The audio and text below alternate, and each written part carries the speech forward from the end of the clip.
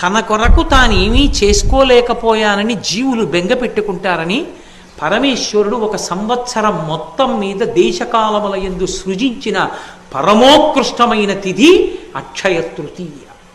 దాని పేరే అక్షయ తృతీయ. అది ఒక్క వైశాఖ మాసంలోనే.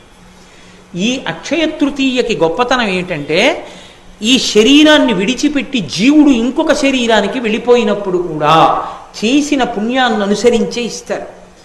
కర్ణుడి యొక్క కథలోంచి వచ్చింది అక్షయ తృతీయ. అక్షయం అంటే అది ఖర్చు అయిపోవడం ఉండదు, ఆకలి తీరాలి.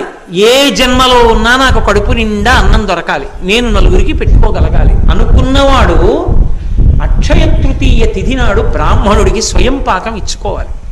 అంటే కసిని బియ్యం, ఏదో 2 దుంపలో 2 కూరగాయలో కాస్త చింతపండు 2 మిరపకాయలు ఓ పండు తీసుకొచ్చి ఇస్తారు.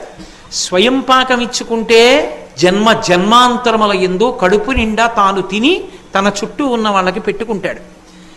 ఒంటికి బట్టకి లోటు రాకుండా నేను ఎప్పుడూ చక్కగా బట్ట కట్టుకుని ఉండగలగాలి అంటే దాని అర్థం మనుష్య జన్మ కావాలి.